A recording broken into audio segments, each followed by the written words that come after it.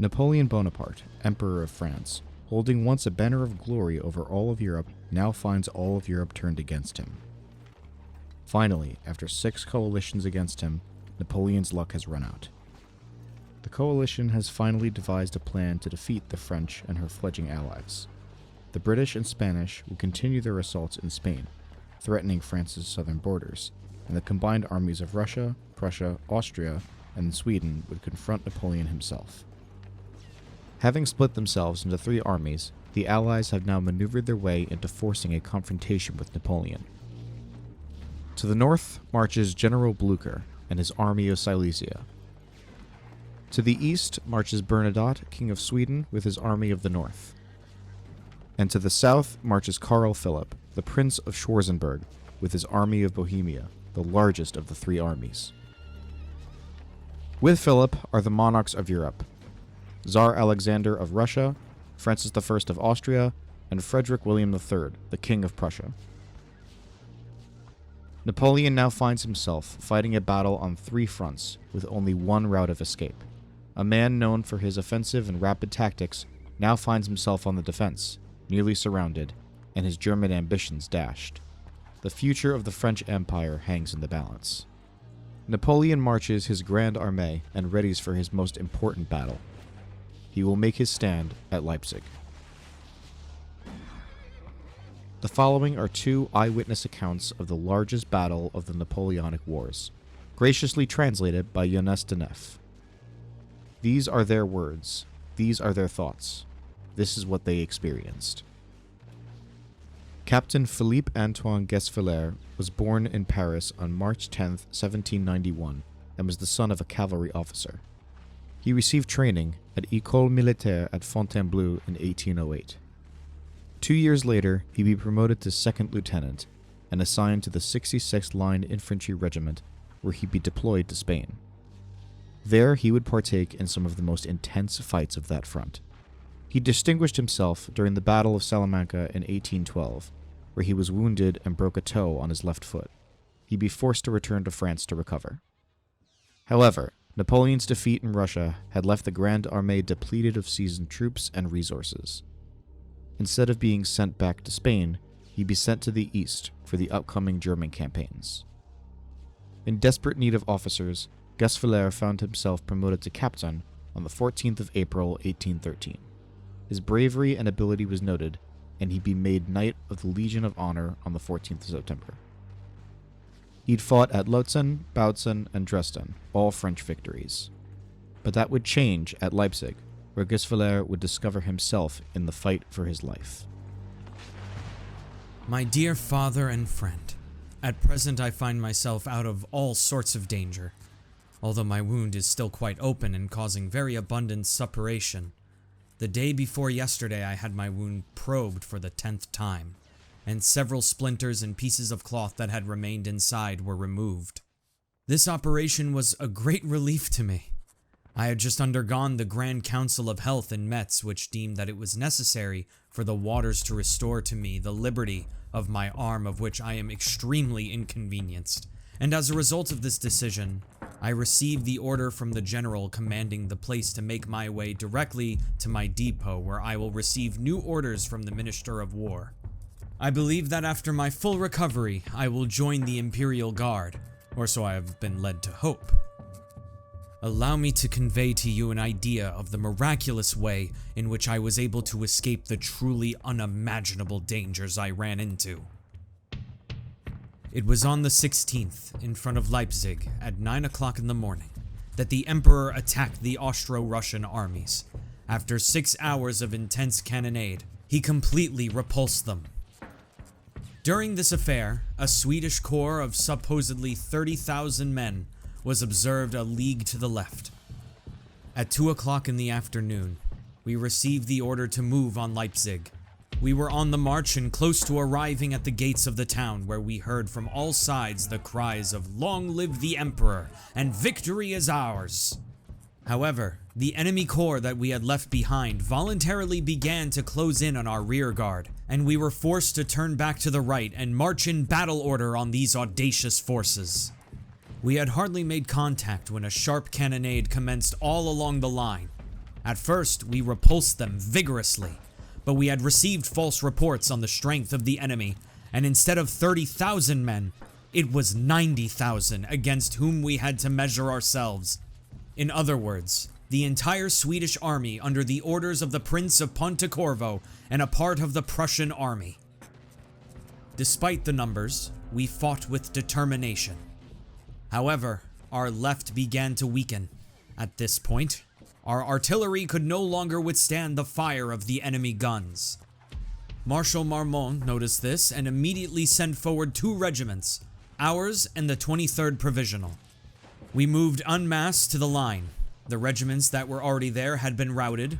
We re-established the fight, and despite the canister fire of 50 cannon, we advanced on the Swedish squares. We overthrew them, carried away by our archer and the voice of our marshal, who shouted to us at every moment, "Forward, brave 20th, forward!" We were still marching without being supported. We were soon surrounded by enemy cavalry who attempted to attack us, but were unable to do so. Then they rained down a hail of canister fire on us, and the colonel, the commandant, and almost all of the officers were soon injured. I placed myself at the head of the regiment, and as I turned towards them and shouted, "Forward, on the guns!" a musket ball passed right through my body and threw me flat on my back. I was unconscious for about a quarter of an hour, and when I awakened, I realized that I had been stripped of everything. That is to say, my belt had been taken away, which still contained 32 Napoleons, and in addition, my watch. My uniform had been torn to pieces, my cross had been ripped off, my boots had been removed. In the end, I was left with my shirt and my skin underpants. As night was starting to fall, I resolved to escape and drag myself on my knees and right hand to our outposts, which I did with difficulty, because every moment I came across heaps of corpses over which I had to cross. However, I arrived at the bivouac of the 32nd Leger. I was transported to an inhabitant of Leipzig, where I stayed until the 19th, the day when, in spite of my severe injury, I was obliged to set off, to walk 3 leagues to avoid being taken prisoner. From that day on, I dragged myself to Mainz. I do not know by what miracle. What I cannot deny is that without my arm and servant, the same one who saved my life in front of Salamanca, I would have perished 20 times over from hunger and misery. There you have it, my father and friend, a faint overview of what I've been through. Gues-Viller would continue to serve through the 100 Days in 1815, but he'd be dismissed on the 1st of August, only to return 6 months later. Much after the Napoleonic Wars, he'd be named a general under Napoleon III. Gues-Viller would pass away in 1865. The next account comes from a Major Jean-Pierre Bial, who fought with the 56th Line Regiment. When the regimental colonel was gone, Bial took up the mantle immediately. He wrote of Leipzig in his notebook directly after the battle. The village consisted of only 2 rows of houses, separated by a wide street. On the left stood a castle with a thick patch of oak trees. On the right we occupied the village, but the enemy sent in so many troops that our men were forced to withdraw to the center of the town, which was taken and retaken several times by both sides. The struggle was fierce on both sides, but if the day passed without any decisive result, the night alone put any end to the engagement. On my way out of the battlefield, I saw an Austrian officer who had been knocked off his horse and seriously wounded by a musket ball, who had pierced both his buttocks. Next to him were 2 soldiers searching him. The officer thought that they wanted to finish him off and yelled loudly. I rushed towards him with all the speed of my horse to ensure not only that he was not harmed, but also that he would not be robbed, and I ordered a corporal of the grenadiers who was passing by to have him carried to the ambulance by the 2 marauders themselves, whom I reprimanded sharply. In spite of the fact that we held our ground, the next day, the 17th, we had to fall back as close as possible to Leipzig. But the fight resumed on the 18th, more bitter than before. We stood in the center, near the village of Probstheide, which we were charged to defend. In the afternoon, the fight became even more fierce, and it was during one of the most violent assaults that I was seriously wounded by a shot fired almost at point-blank range. The bullet, which hit me, shattered my sternum and passed through my left shoulder. I was knocked off my horse and lost consciousness, but I was told later that they rushed me to my aid and taken me to the ambulance where I finally regained my senses. Mr. Marchand, the chief surgeon, treated my wound and performed a first dressing. I spent the night in the farmhouse, where many friends came to see me. One of our aide majors, who had lost his horse, asked me to give him one of mine. I agreed to lend him one until my return to France, if I ever returned, for the situation had become very critical after the betrayal of the Saxon troops, and everything suggested that the retreat would be disastrous. Indeed, the next morning, 19 October, the evacuation of the wounded towards Leipzig commenced in all haste, and I was transported there lying on a wagon. But the hospitals of that city were already crowded, and a frightful congestion occurred at the entrance to the city. Thus it was decided to place the wounded on a tree-covered lawn outside the city against the Dresden Gate. Already several thousand unfortunate men were lying there on the grass, without any means of assistance. I was waiting to be let out of the carriage when I suddenly spotted my servant, who had been looking for me since the day before. As soon as he heard that I was wounded, this brave and devoted lad had been looking for me all night, and fate had brought him to this place. He expressed his satisfaction at having found me, and helped carry me to the foot of the tree, where I ought to have found some shelter. But how astonished I was to recognize the Austrian officer whom I had saved from the marauders the day before and transported to the ambulance. He too expressed joy at finding me again, and he himself carried close to me. My servant then hurried to the nearby hotel in the suburb where he had parked my carriage to fetch a few things that might be useful to me. In the meantime, an uninterrupted queue of equipment of all kinds continued to pass before my eyes and crossed the town to set out on the road to Lindenau. The cannon roared all around us, and it was not long before the rearguard troops, covering the army's retreat, arrived. Cannonballs fell in the suburbs and even in the town, with the result that we were caught between two fires. The Allies finally arrived at the Dresden barrier and entered the suburbs.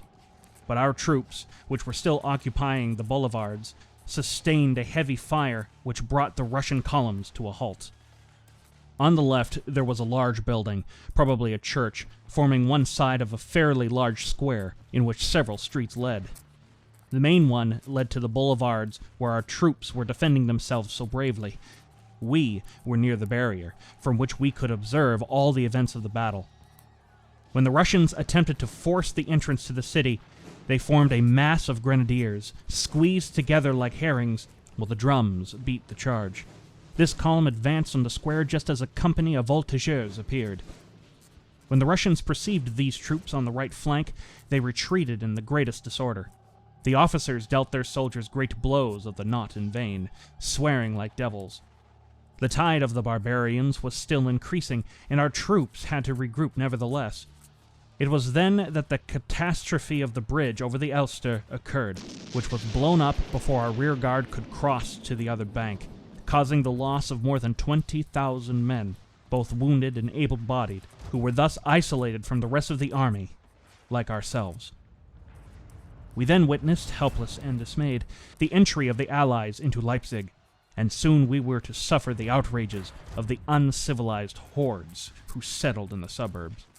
At first we were forgotten, so to speak, but towards evening the most frightening scenes of disorder and pillage commenced. My servant had seen fit to carry all the most precious belongings of my carriage close to me, in the hopes that the camp of misery in which we were lying would be respected. The first bandit who appeared to exercise his barbarous acts on me was, to the shame of the uniform he was wearing, a Prussian officer. He began by prowling around the wounded, and then seeing my beautiful pelisse I had brought from Russia and on which I was lying, he hastened to tear it off me, shoving me with the greatest brutality, without worrying about my cries of pain caused by his infamous act. He also seized a solid mahogany liquor box, furnished with large chased crystal bottles, As this little piece of furniture was of a certain weight, the gallooned robber thought it was a cassette filled with gold, so he hastily hid it in the pelisse and shamefully fled with his loot. Oddly, shortly afterwards, a band of flat-faced, oddly dressed Kalmyks arrived. Their language resembled the grunting of wild animals. They swooped down on us like birds of prey. My poor neighbor, the Austrian captain, shouted at them that he belonged to the Allied army, but they did not understand his language and continued their miserable and shameful work, and so they stripped us of our boots and coats. Then they brutally turned us over to search through the little straw my servant had procured, in which he had hidden all my most precious possessions. I owned 4,000 to 5,000 francs of gold or silver, contained in 2 small bags, which they discovered and carried away with the greatest shout of joy. We spent an excruciating night in the midst of these feral hordes, who had lit large fires and were drunk on brandy made from potatoes. Shouts and clamors could be heard on all sides, mingled with the lamentations of the wounded and dying. At dawn, the killing began again. This time, it was a band of Don Cossacks who came to thrash us again. I endured unheard-of suffering in my condition, not being able to move my arms or my head without experiencing terrible pain. As I had lost a great deal of blood, what clothes I had left were soaked with it, and turned as stiff as leather. Therefore the Kalmyks left them for me. But the Cossacks made do with them and stripped me completely, not forgetting my magnificent watch. Others followed until they had nothing left, not even a shirt. This is to say that we remained, in the end, naked. Absolutely naked on the grass mixed with straw. That did not prevent new hordes from shoving us again to rummage through the straw in hopes of finding something that was stashed away there.